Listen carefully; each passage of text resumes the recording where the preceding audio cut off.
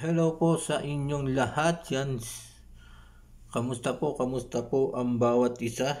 Kamusta po kayong lahat? Lalo na po ang Manalastas family. Yan. Alam niyo naman ako mga guys ay talagang love na love ko yan si Tatay Ram at yung mga Manalastas family kasi napakaganda ng kanilang mga ginagawang pagtulong sa mga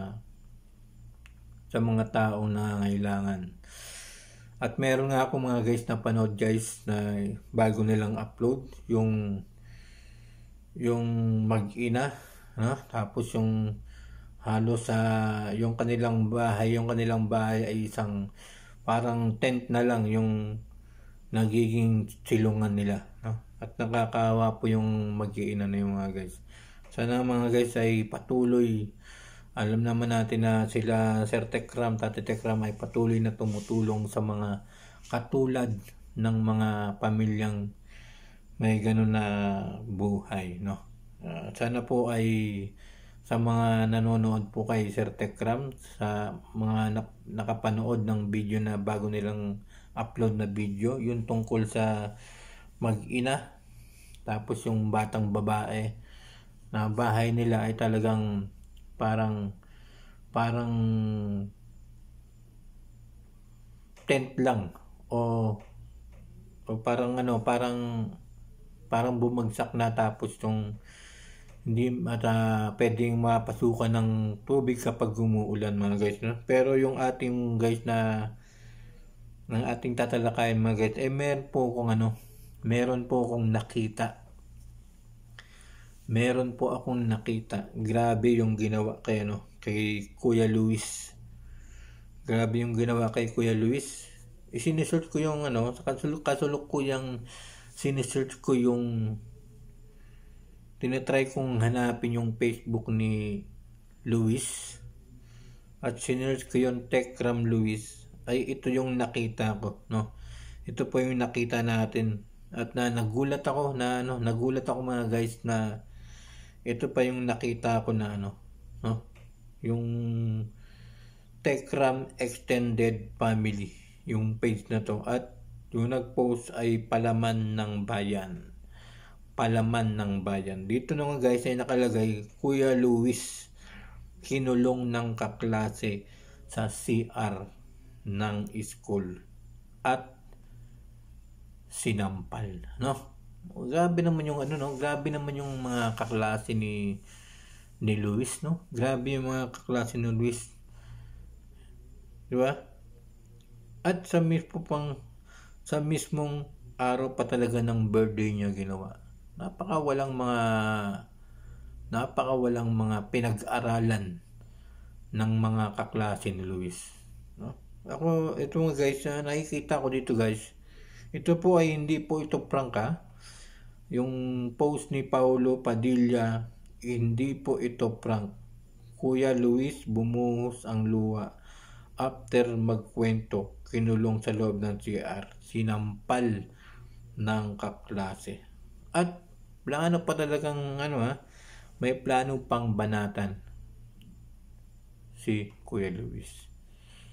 Yung nakakalungkot lang mga guys sa mga ganitong eksena. Hindi to eksena, hindi to pelikula.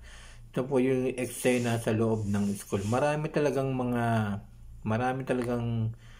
bully sa loob ng eskwelahan. Pero dapat mga guys, yung mga ganitong pambubuli ng mga estudyante, mga kaklase ni Kuya Luis, ay sana ay mabigyan itong pansin ng kanilang mga guro, no? Ng kanilang mga teacher, na para mabantayan pa lalo yung mga nambubuli sa mga katulad ni Kuya Luis.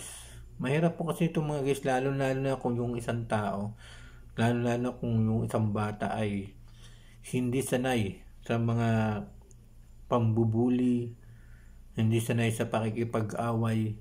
Kasi nakikita ko dito kay Luis ay napaka tahimik niya, no?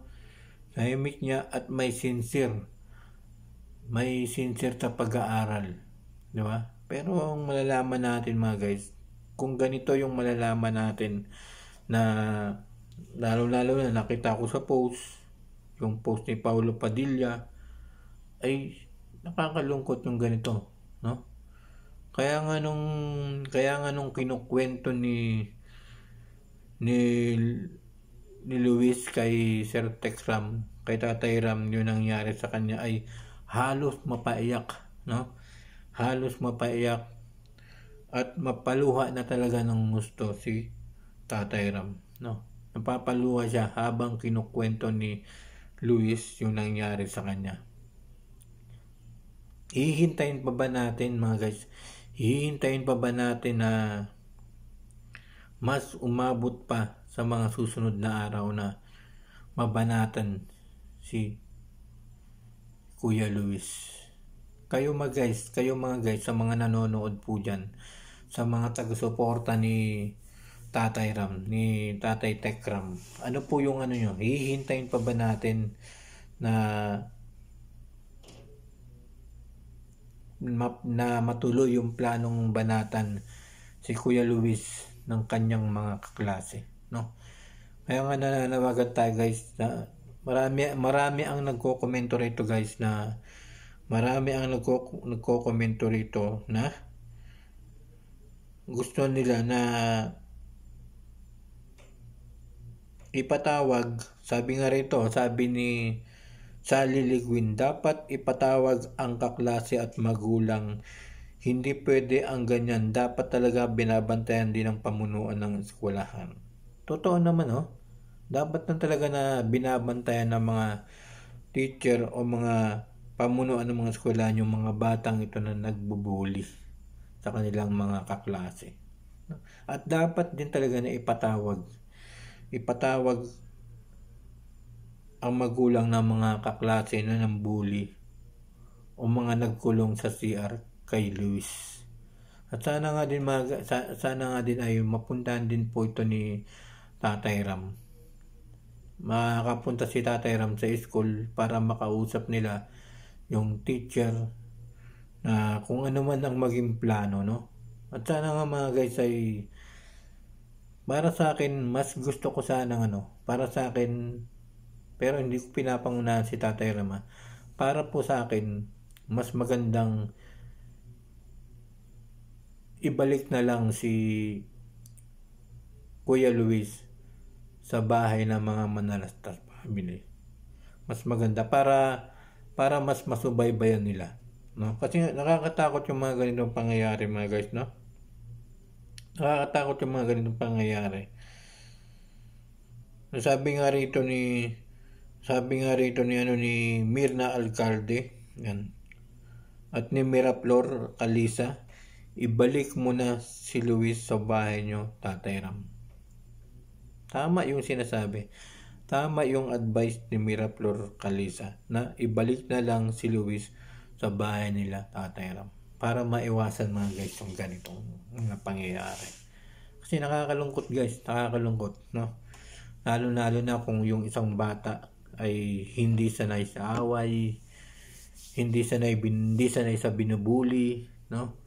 Kasi nakakalungkot mga guys, lalo na pag dumating yung lalo na kapag natuloy yung plano ng mga kaklase na planong banatan, ay yun po yung pinakamahirap mga guys. Sana nga mga guys, sa mga kung sakaling nanonood po si Tatay Ram, yan si Sir Tekram, ang masasabi ko lang, ang ma-advise ko lang ay ibalik na lang sa bahay. Ibalik na lang si Luis sa bahay ng Manalastas family para mas magabayan at para mas matingnan o magabayan yung kanyang kasi napakahirap, no? Alam ko po kasing ang pamilya Manalastas family lamang ang makakatulong kay Luis. Yan lamang po mga guys. Nakakalungkot lang mga guys kasi grabe, no? Kuya Luis ay binubuli na at kinulong pa sa CR. Nakakalungkot yung mga ganong pangyayari mga guys. Yan lang po, maraming salamat po sa inyo. At sana po mga guys, supportahan nyo, patuloy nyo pong supportahan. Unang-una, si Tatay Ram, si Sir Tekram Kids, Tekram Vlogs, at syempre yung lahat ng mga Team Tekram. At syempre mga guys, supportahan nyo rin po si Michelle Japina. Yan, maraming salamat po sa inyo lahat. At sa mga gusto pong mag-subscribe po sa akin, yan, Q-Scale lang po, may exim pangalan, nandyan po. Paki-subscribe na lang po at pakipindot na lang din po ng all notification bell. Maraming salamat po sa inyo lahat. And thank you so much. God bless you all po sa inyo lahat.